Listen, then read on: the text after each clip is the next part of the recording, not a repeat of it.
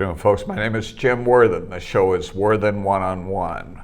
We're here on Channel 17 every week on Monday at 2 o'clock, Wednesday at 5 o'clock, Friday at 7 o'clock. But then we have two platforms.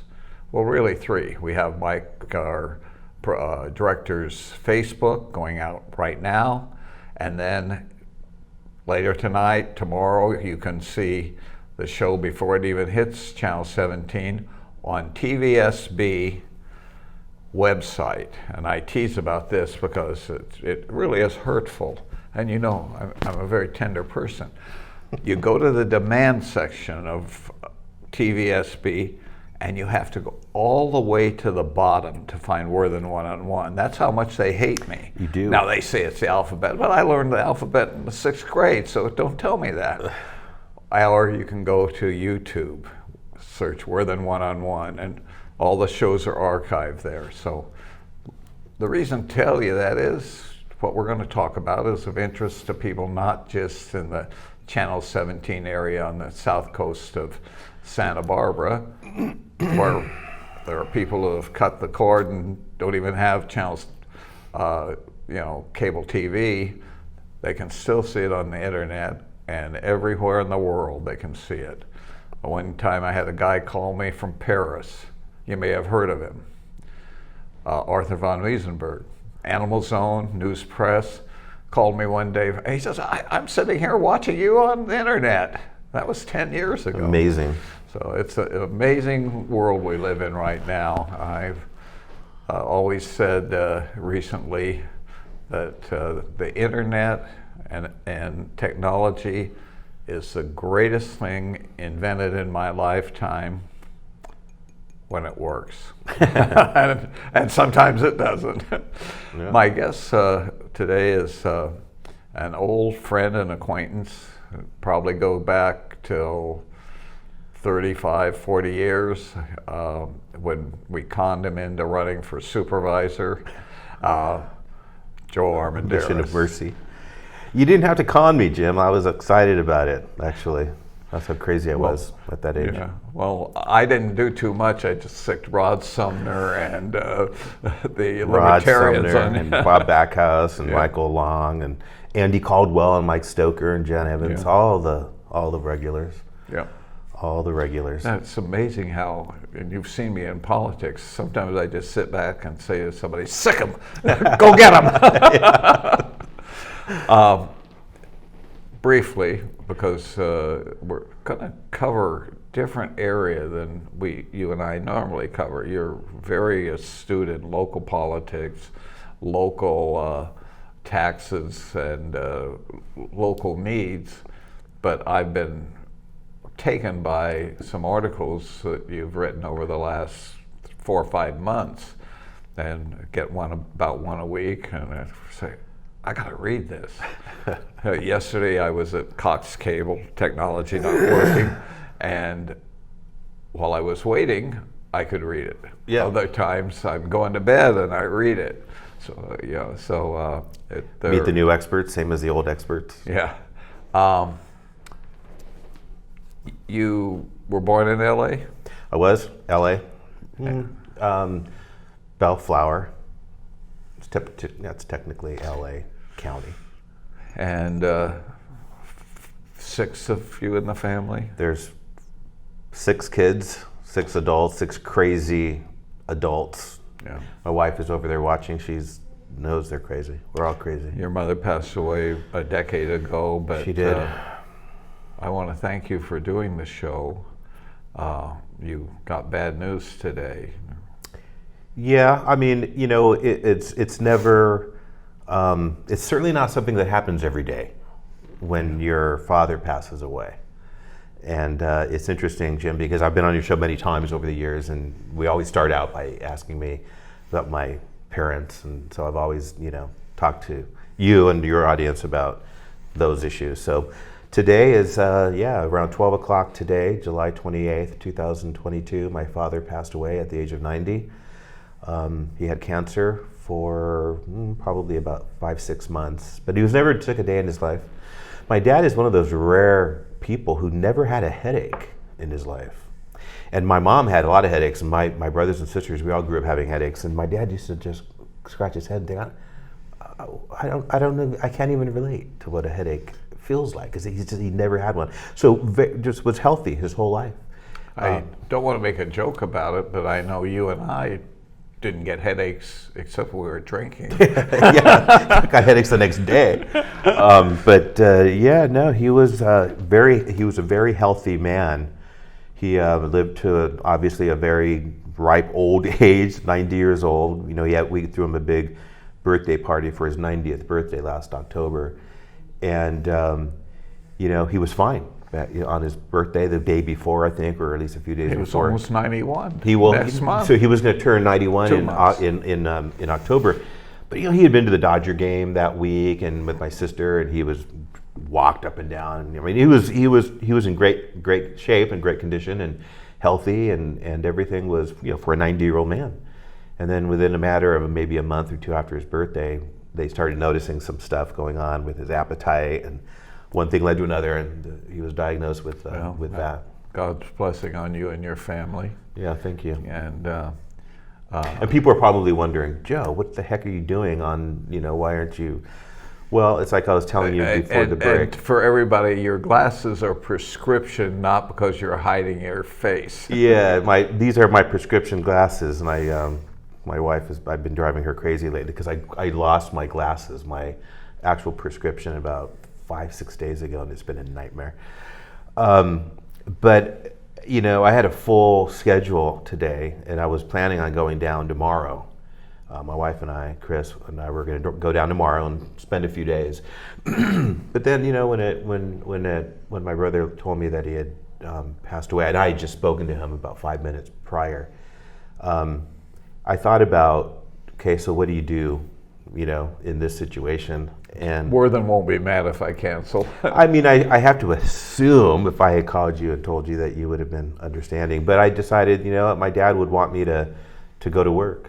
I had a full schedule today. I couldn't do anything other. What are you going to do? I mean, so the point is that I just kind of made a decision at that moment. I'm going to finish my schedule today and just, Well, you didn't have, I hope this won't be a negative show, and if I may say who your earlier appointment was with, another friend, Lenny. Lanny, very good friend of mine, and he had some great advice for me. He lost both his parents as well, and it will involve writing, which is what I love to do. It really is one of my passions, and so I'll write a nice tribute to my father, and hopefully it'll be something that all six of us as kids will contribute to, and become something special that we can, I'm so jealous of you guys who can write. I can't. Anything that comes out as writing, I hope to do a book, is dictated, and somebody else then puts it into the words and a ghostwriter. Yeah, and it's been that way going way back in my political career. The only things I ever wrote were after head-to-head on radio with on KTMS with Jerry Dimwit. Yep, I remember those days. Jerry DeWitt. Dimwit. After the Rush Limbaugh show, we would end, and our guru of radio, Les Carroll, would say, "Now, I need 30 seconds from each of you. We go on with it. We end at 4. Our first break is at 4:30. So, and okay, yellow pad. I figured out where I had to end on the pad to have 30 seconds. Then I'd record it and start to leave, and it's perfect. Okay. That's when I learned I was dyslexic. Oh. Because I'd look at what I wrote, and words were out of place, letters were reversed, and yet it came out perfectly verbally. Yeah. So I've been. So you can dictate. Huh? So you can dictate. Oh yeah. And now the technology. Speaking of technology, I'm doing my book on turn Dragon. on your little microphone. I'm doing my book on Dragon, and right now my editor, ghostwriter is our friend Rob Raffelli. And he's taking their vignettes, people I've known in politics, Ron Reagan, Barry Capello, Dave Meniere, Sheriff Webster, and then lesser stars like Joe Armendariz, Lanny Ebenstein, Mike Stoker. Yeah. Oh, yeah. And I was worried, and so Judge Hill. So I ran into Judge Hill and told him what I was going to write about him, and he laughed his head off. I said, "No, I'm not going to change anything." I called Dave Meniere and said, "I won't change anything. I just want you to edit it." And I told him the first story I was going to use. He laughed his head off. I hadn't talked to him in 10 years. I called Capello, who I was afraid of, because he could sue you. Right. And you may, even if you don't have money, you're going to get the rest of money for the rest of your life. And he thought it was so funny. And so I felt really comfortable. But never enough about me. It's all about me, folks. You know that. Is your hat on TV right now? I Yeah. can't really tell. Well, it should be, the top of it is, my cowboy hat. Yeah, there's a part of it. Yeah. Move it around. There you go. There it is. Yeah, that's another story. This is the Jim Worthen interview of Jim Worthen. We did that. You may not have caught it yet, but 4 weeks ago and 2 weeks ago, I think it was, it's on the internet, we reversed. Rob Raffelli took this seat. They put me over there, and it was, who is Jim Worthen? Interesting. And the biography we do with every guest was an hour, and then another hour of me going through my life and how I got to where I am, black and blessed by the Lord and accepted. How you got where you are, wearing a black shirt against a green wall. Yeah. Looks good. Looks good, Jim. It's a good combination. So you went to school, as I recall, in Los Angeles. In Whittier. Yeah, you didn't. Yeah. And college down there, you didn't go to UCSB or City College to be sucked up here. No, I didn't. I avoided. Gratefully, I avoided some of that stuff. I went into business very early on because I was a young father, and I had to make money, and so I had to postpone my real education and do that later on. You had 2 children? 4. I have 4 kids, 3 daughters and a son. And of course, with my wife, she has 2 daughters, so now we have 5 daughters and a son. Well, you're just trying to match your dad. Yeah. 6 kids. 6 kids. That was a lot back then. Maybe not back then, actually. It's a lot now. It wasn't so much a lot back then. Not for a big Hispanic family. No. And I know so many of my friends who have no children. Geniuses, bright men, bright women who pass on the opportunity to replace themselves. I worry about it because there's, good Catholic families, good Mormon families, and oversexed Anglos are the only people reproduce. Well, some of the minorities are. Well, Andy Caldwell's neither Catholic nor Mormon, but he had he had 7 kids. Yeah. 6 daughters and a son. Well, they're trying. I just had 2, so I'm behind the curve. But they are brilliant, great people. You went into insurance and moved to Carpinteria, right? Yeah. And had to build a book of clients. Or starve. And what we, in my business, real estate, is same thing. Farming. Right. You're farming. These are your crops, and so you got to know a lot of people in Carp, and we got Santa Barbara too. Yeah. I mean, I did. My first wife used to tell me, used to laugh at me because I buy everybody coffee. I meet you for coffee, introduce myself, tell you what I do. I bought so much coffee, and then at one point, she would tease me and say, you could run for mayor, because you just meet so many people in that kind of industry where you're just constantly calling people and meeting with people. Your first taste in politics was when the Libertarians needed somebody on the ballot against a very liberal socialist Yeah. Former weatherman person. Well, that's what they said. None of that really ever got any traction in my campaign. Not that I would have used it, even if it was interesting. Some of us just whispered. Yeah. No, I know. She was a fascinating human being in terms of just where she had come from, but intellectually and philosophically, her and I couldn't have been more different. I was a young bleeding heart Latino and really did care about economic emancipation. And she was an elitist, as are most liberals, and not in my backyard Democrats. So you did well, but as well as any conservative running against her. Well, I mean, it wasn't the hanging Chad like it was in the 2000s, but it wasn't she 10% beat me quite either. decisively. I think she beat me by almost 30 points. So I mean, I was a 28-year-old kid, had never run for office before. I didn't even know where the county administration building was. I mean, that's not a joke. It's true.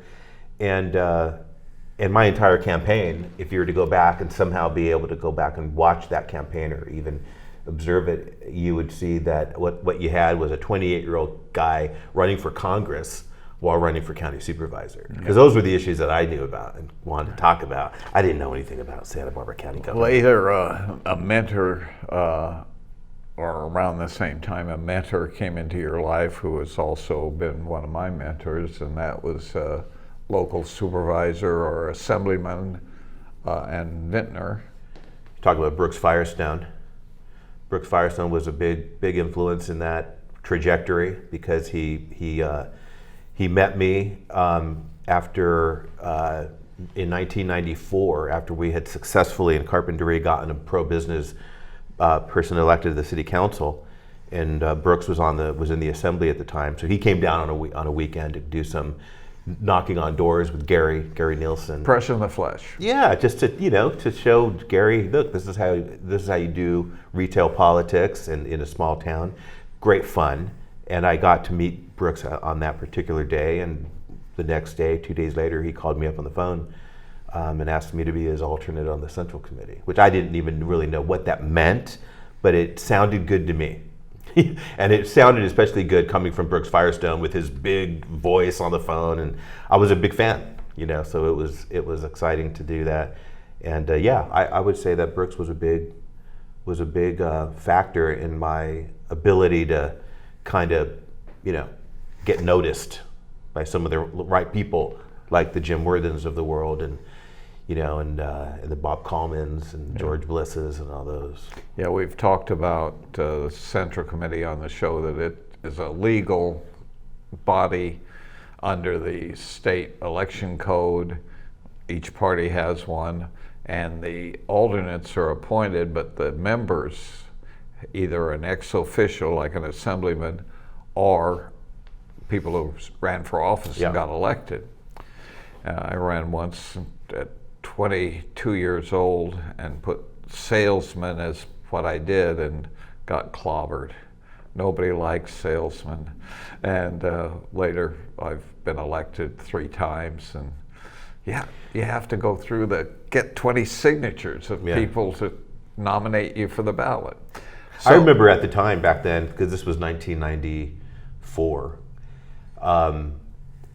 Brooks didn't realize when he appointed me as his alternate that I was from a very pro-life background. My parents, we were all pro-life. We grew up Catholic, and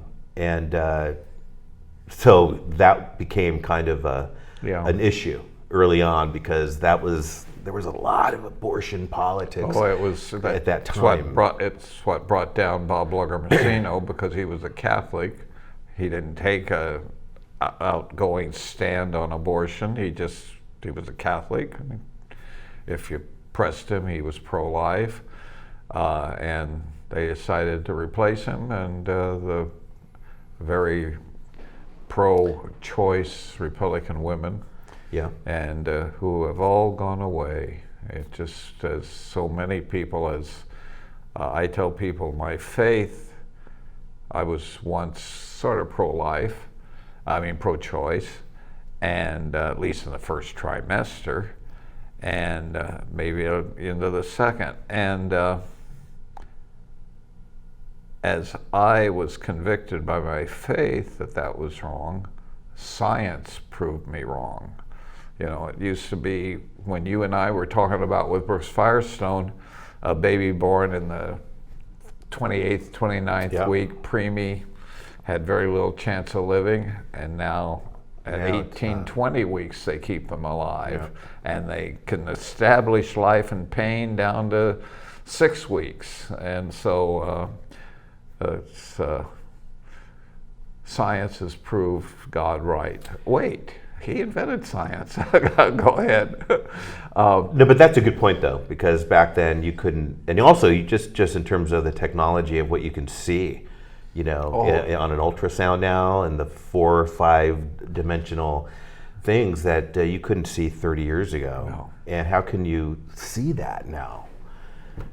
And you know, that's the terror of the pro-choice movement, is states don't have to outlaw.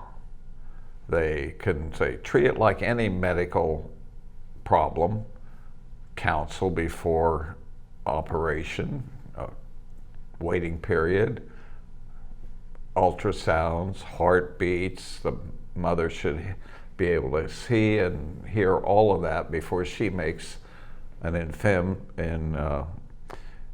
decision, and informed decision. I got im and feminists caught together. Well, and the thing is this issue, as it was back in the 90s and of course the 80s when Reagan was president, even Bill Clinton when he was president, what did he say? He wanted them to be safe and rare. Yeah.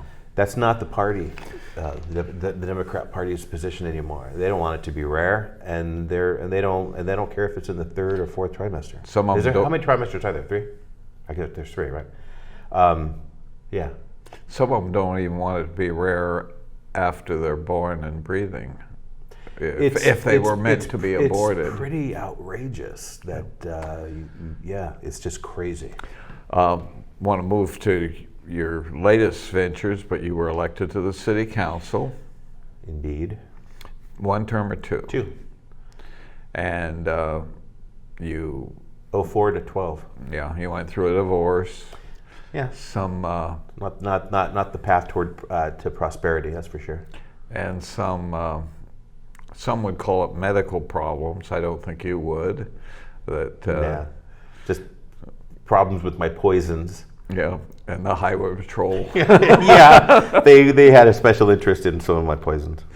And so you've been, over the years, a entrepreneur in planning and helping people get permits, and at the same time staying active in like the Taxpayers Association. And am I accurately describing? Well, I mean, I ran the Taxpayers Association from 1998 until 2020, and I haven't had much to do with it since I turned it over to our good friend Tom Woodrow. So I don't have much involvement with it anymore, but I did that for a long time, and that was really my brand, I think, if you were to really think about it. That was who I was, that's what I did, and I'm glad I did it, because I learned a lot doing that, and it gave me a lot of opportunities to do other things. And like with many of the volunteer or GMO government, non-governmental organizations. Yeah. I'll show up at the last minute without reservations. Yeah, you were famous for that. Yeah. Can I still get in? I'll pay. And you were always I always put you down because I knew you were going to come, even if you didn't RSVP. Yeah, you were always very kind. So recently, I began to get emails from Joe Armendariz, and the first 1 or 2 I opened up, these are really some lengthy thing he's preaching about, and I'd throw them away. Sounds like my wife. And then in the last 6 or 8 weeks, I began to read them and saw that you weren't just doing what Andy Caldwell does, talking about local crap.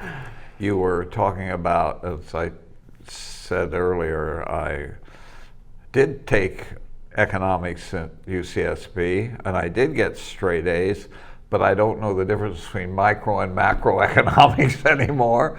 And I think, though, you write about both of them, and you write about government policy on the larger level, like state, county, international.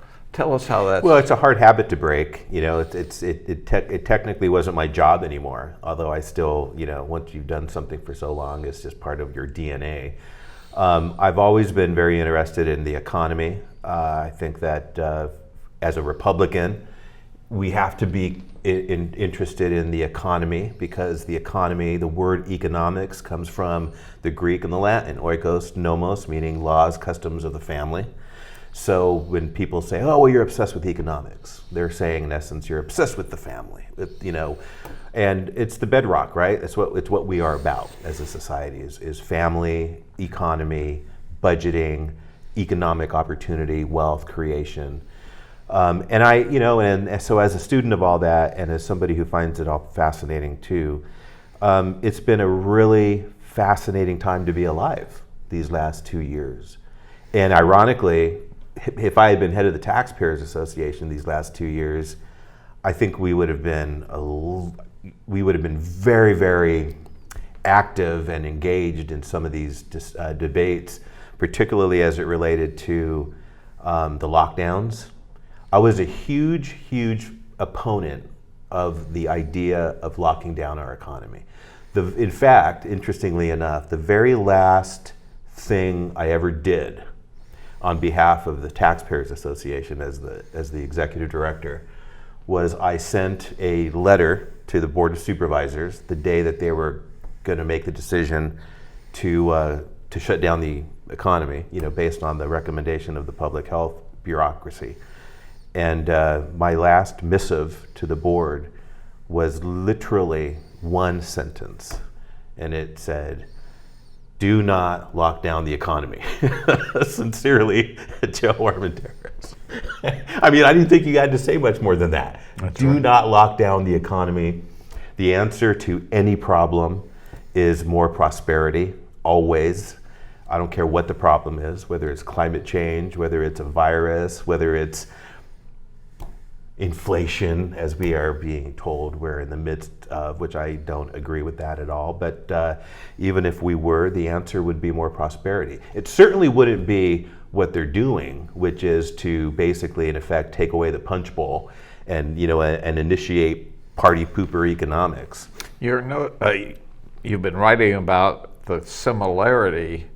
You don't come right out and say, oh, it's the same, of the virus lockdowns that went to an extreme and the reaction of those who think the world's changing through climate, that man's caused.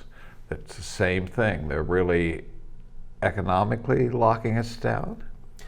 Well, when in March of 2020, they effectively, you know, the 14 days to flatten the curve turned into what, 2 years to flatten the curve. That's when Trump, in my view, that's when Trump lost the election, when he agreed to even the 14 days to flatten the curve. Yeah. He also lost re-election the moment he decided not to fire Anthony Fauci. I think he lost re-election when he didn't escort Dr. Birx out the door. There were a lot. For those of us who have forgotten, the scarf lady. Yeah, the scarf lady, Deborah Birx. Who did all these charts and we're finding out were lies. Yeah, Her exactly. Just recently. State and county and yeah. Just recently she came out and said, up. What did she say? I never believed that the vaccine would work. No, it was just a disaster. And what I've been really interested in is how conservatives, Republicans, who are typically pro-economic opportunity, economic growth, pretty sophisticated. I would argue more sophisticated in these issues than your typical, you know, liberal who wants to redistribute wealth and raise taxes at every crisis. Conservatives are supposed to be the adults in the room when it comes to the economy and how business works. And it's been remarkable to me to see how so many of them have allowed the narrative in the economy today to shift away from what really is driving up prices and blaming it on inflation. Because in my view, it lets the politicians off the hook. The biggest mistake we made, in my view, is shutting down the global economy. You can't have, the real miracle, people are scratching their heads wondering why prices are as high as they are now. Well, it's no surprise why prices are high. The real miracle was why prices were so low before the lockdown. It was the miracle of the marketplace. You had a global economy. You have billions of individuals making instantaneous decisions with each other across sectors, across industries, across time zones, just-in-time delivery. I mean, it's a very, very complicated yet elegantly beautiful miracle of the hand of the market. And the politicians come along, decide they can shut it all down, and then turn it back on as if it's a switch 2 years from now or 2 years later, and then everybody's wondering, why are prices high? Why are we running out of things? How come the grocery stores don't have this? And then on top of that, we have a president who campaigned on the idea of getting rid of fossil fuels. I mean, that's what he campaigned on, and that's what he's done since he's become president. And as we all know, nothing drives up the general price level more than energy. Everything that we buy, if it's not delivered by truck or train or ship or plane, then it doesn't get shipped. It doesn't arrive. And to think that you could have, record high energy prices right in the aftermath of a global lockdown where you completely disrupt the entire web of commerce, and then people are scratching their heads wondering why are prices higher today than they were 2 years ago? No, that's why prices are higher. It's not because we devalued our currency. In fact, the dollar right now is stronger than it's been in probably 5 years. I mean, I don't know if you see the value of the dollar versus the euro. My wife and I have some good friends who just went to, I think, Italy and Spain and France. They were gone for almost a month, and they were telling, because of the fact that the dollar is so much stronger now than the euro. Oh man, it's a huge advantage to Americans traveling in Europe to have a strong dollar. And the thing is, so you don't think the Chinese currency is going to replace the dollar? I don't believe it's going to replace the dollar anytime soon. I think that presidents get the dollar that they want.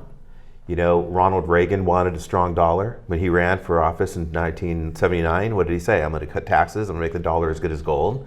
So he had his Treasury Department had a strong dollar policy. Bush 41 did not, and Bill Clinton did. Robert Rubin and Bill Clinton came in and they said, we want to have a strong dollar. They had a strong dollar. If you look at the price of oil in the 80s and in the 90s, it wasn't even an issue. We had such a strong dollar relative to all the other currencies and relative to commodities that the price of oil, I think when Bill Clinton was president, I think the price of oil yesterday closed somewhere near $96, $97 a barrel. When Bill Clinton was president, the dollar price of oil was somewhere between $15 and $25. There was a time I remember, because later Cheney was blamed for it, and because he said how great it was when he was not vice president even. There was a time then when it was $10 a barrel in the last 30 years. No, when Reagan was president, it was $10 a barrel. Yeah. And that was because we had a strong dollar. And so if you have a weak dollar, you're going to have strong commodities relative to that currency. And so, yeah, I mean, it's been a fascinating time to be alive.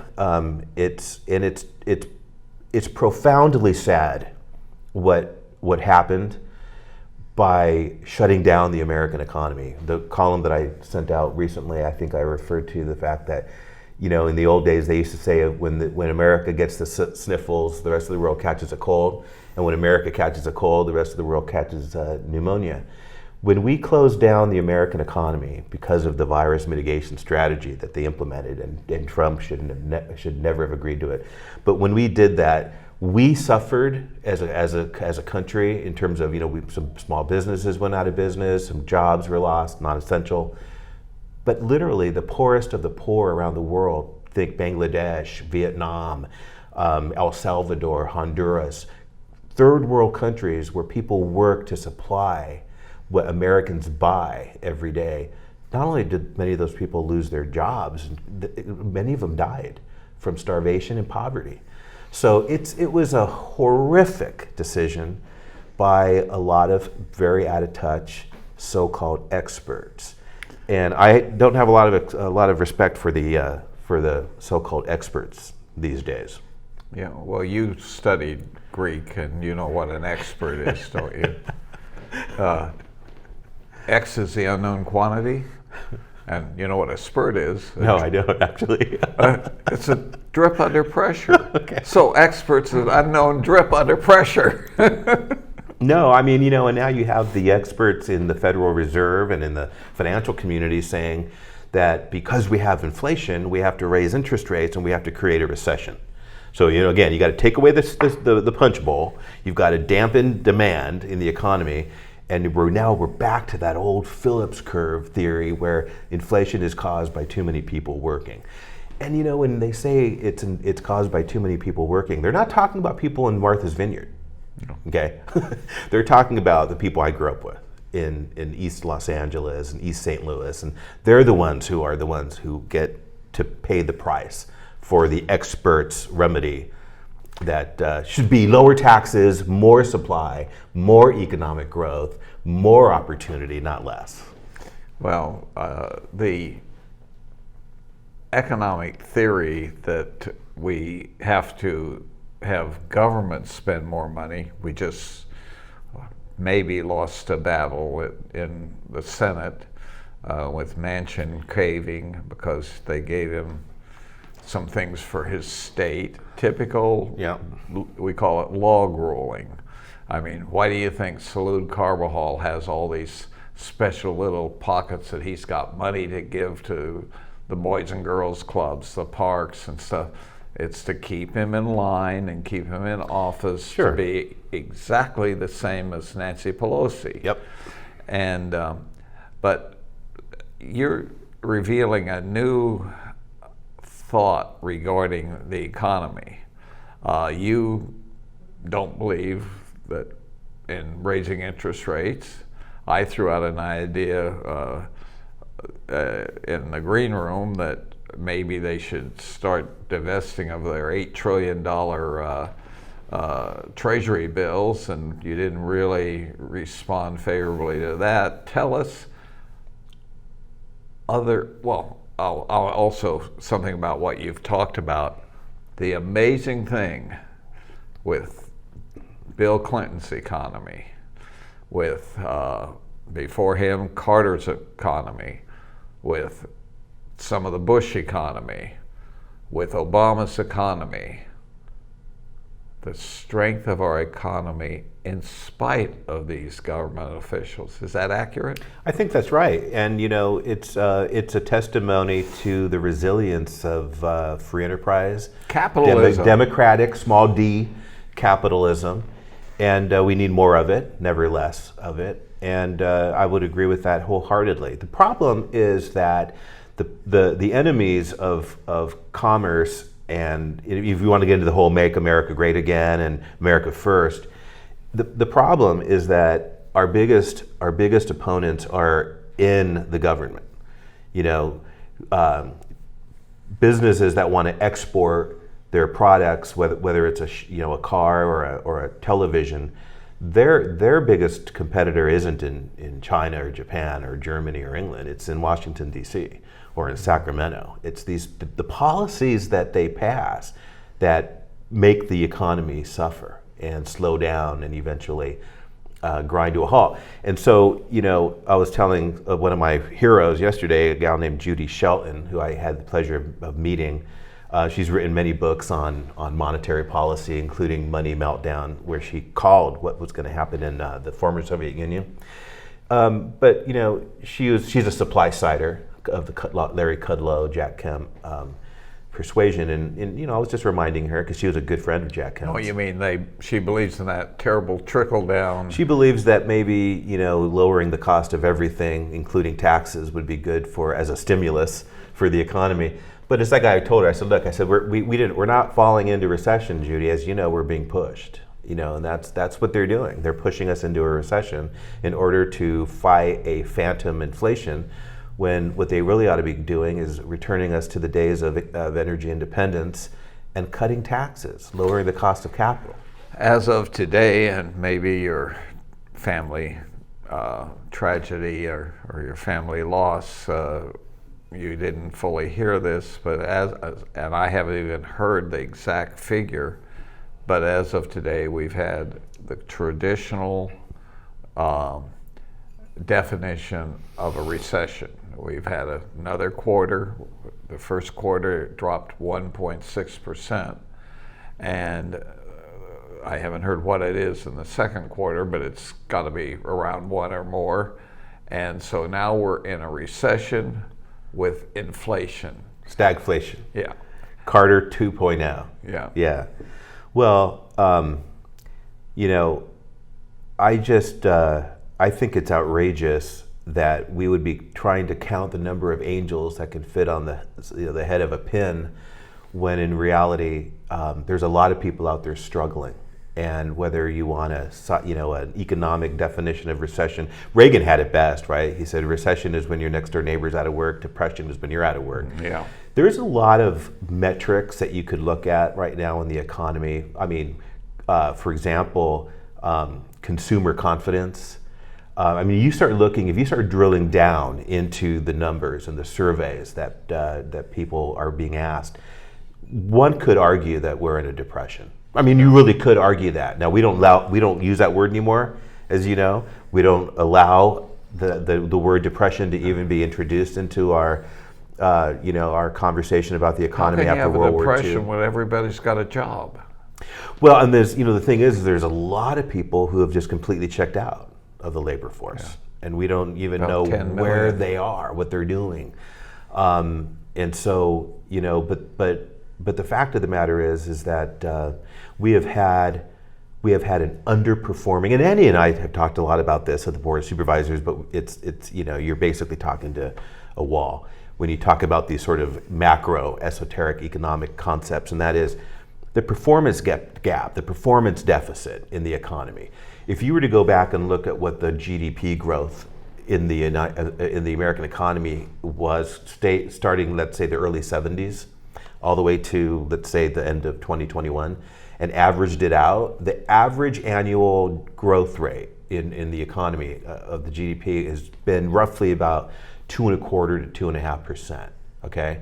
If you look at right now what the median income is in the country, it's about $60,000, okay, that's the median income. If we had 4% growth, which is not undoable, that's what Reagan achieved and Clinton got there pretty close. If you had a 4% annualized growth rate in GDP over that same period of time, the median income in the United States would be about $115,000, $120,000. Well, Trump was there till COVID, in his first year and a half, 2 years. And so it's there. Again, I don't want to credit even Reagan or Trump or even Clinton in his best years.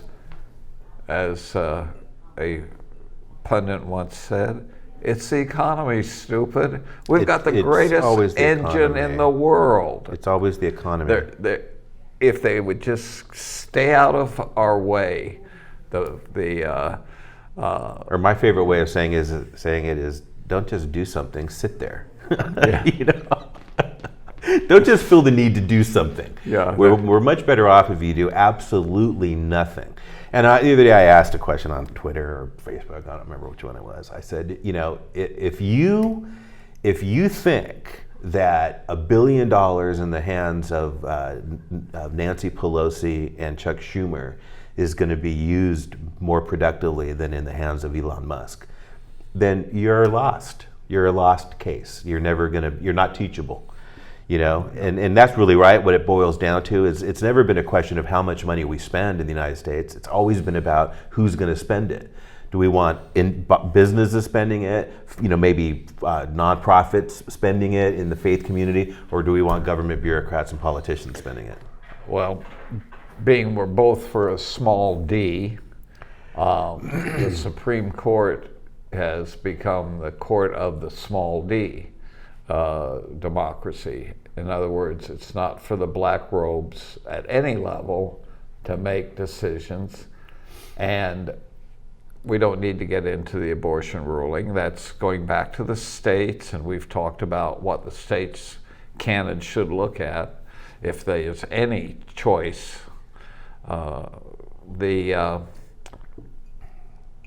Maybe the most important decision was Virginia. Absolutely, I would argue versus that the EPA. Tell us absolutely about that. Right, and of course our good friend Mike Stoker has had some good stuff on this as well, because obviously he worked for the EPA. In a nutshell, again, it's very consistent with the majority opinion on the court has been doing lately, which is it's not everybody has their job. It's not the job of the executive branch to write laws and then enforce them. It's their job to enforce the laws, including regulations, of course, but those regulations have to be based on some legislation Specific. At some point. It can't just be, and one of my favorite senators, I know he's not the most popular senator in the MAGA community, but that's Ben Sass, the senator from Nebraska. He points out that for some reason the liberal Democrats in the Congress and even a lot of the Republicans have been very, very comfortable turning the Supreme Court into sort of a super legislative branch, and that's not what they're and lower for. courts too. Yeah, that's not what they're for. And I and like on speaking of the Roe decision, which was actually the Dobbs decision. Yeah. But you had 6 members of that court, Alito in particular, obviously as the author of the opinion, saying in essence, it's not up to us to determine whether or not abortion is legal or illegal in the United States. It's or even right or wrong. Right. It's up to your legislators. Yeah, Constitution. And then what's the reaction by the activists is, how dare you how dare you decide that how dare you body get your opinions off my body. How dare you take away our rights? Yeah, they say, well, that's you exactly never what had they're that trying right. to do. Ask That's Ginsburg. Alito's point. He's like, no, I'm saying that it's not up to me whether you can have an abortion. I'm absolving myself of that responsibility. And then the response in the body politic is, how dare you, to decide whether or not I can have an abortion? I'm not. That's exactly the point of this whole decision. The courts are moving in the right direction. I've argued with some conservatives who hate Senator McConnell, and I say he is maybe the greatest Republican in the last 20 years. Because without him, Trump would have never got a cabinet, ever, because before he used the nuclear option, which Senator Reid had used earlier in the Supreme Court, he used the nuclear option through the lower courts, and so we owe him Trump's ability to get 300 judges and get a cabinet, and so you can argue whether or not he's conservative enough on issues. He was a great legislative leader. I pointed that out in the aftermath of the decision, because everybody was giving all the credit to Trump, and even at the expense of Reagan. I mean, Laura Ingraham, for example, said, Reagan couldn't do it, Bush couldn't do it. Well, first of all, I mean, when you're president, you can only appoint if there's a vacancy, right? If there's no vacancy, you can't appoint. Now, Bush 41 did did appoint Souter, which was a fiasco, Oh, yeah. but he also appointed Justice Thomas. So that wasn't a bad one, and of course Reagan appointed Scalia. But the fact is you're absolutely right, Jim. I mean, without McConnell shepherding those appointments through the process, and also doing what he did with Merrick Garland and not even giving him a hearing. Yeah, and again, the Democrats scream about that. That's the way the legislature works, and he had precedent on his side. Now, the thing that everybody's saying, we'll see if one of the conservative justices dies in the last year of Biden, what will he do? Well, I think he'll use the legislative power and just not bring it to a floor vote. You're talking about McConnell if he still Yeah. if he has control of the Senate after Yeah. the election. Yeah, and I sure hope he does. But yeah, no, I mean, I think that McConnell was. You cannot understate how important he was to us getting that majority and undoing Roe. And the other thing too, though, is that as far as McConnell goes, is that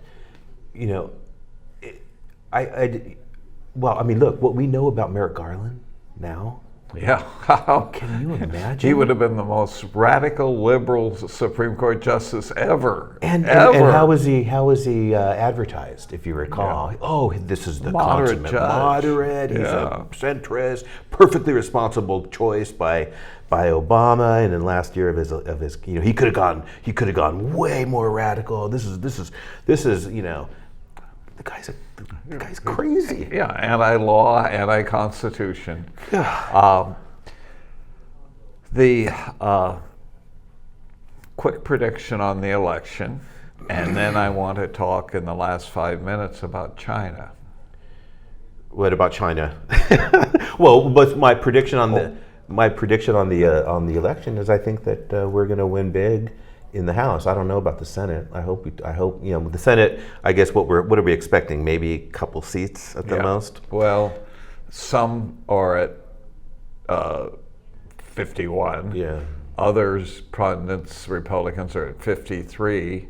Newt Gingrich and I are at 57. Is that what you're predicting? Yeah. I haven't been following that particular specific thing, so I don't even know what my prediction would be. But I think that the House is going to be a blowout. Yeah. Oh, yeah. And they're going to demean it because, remember, Obama lost 65 in his first midterm. And so you only win 60. The difference is his base of loss, he had 240 House members and lost 65. And they now only have 17, and they're going to lose 60 to 70. Yeah. So it's not, it's all optics. Right. You're How much time do we have left? About 5 minutes. Oh, So wow. you have a new project in your other business that's been going on for years and Yeah. helping planning and helping local businesses. It has to do with Santa Claus. Santa Claus Lane. That's where all the action is right now for the county's retail cannabis ordinance and the program. And We're going to put a picture of the cannabis store you're working with up. Is he? Michael, anytime now? I promised them that we would try to do that. But no, I think that the project is a good project. It's right there on Santa Claus Lane. It's going to be a beautiful dispensary. There you go. And it's going to be something that I think everybody. Is it on the right? It's on. That particular building Used to be a restaurant so it's right there before you get back on the freeway going south. Yeah. So it's pretty far away from the beach access, and then of course the county is going to be doing a lot of streetscape improvements and beach access improvements. So in about a year and a half, if you go down to Santa Claus Lane, you're not even going to recognize it. It's going to be unbelievable.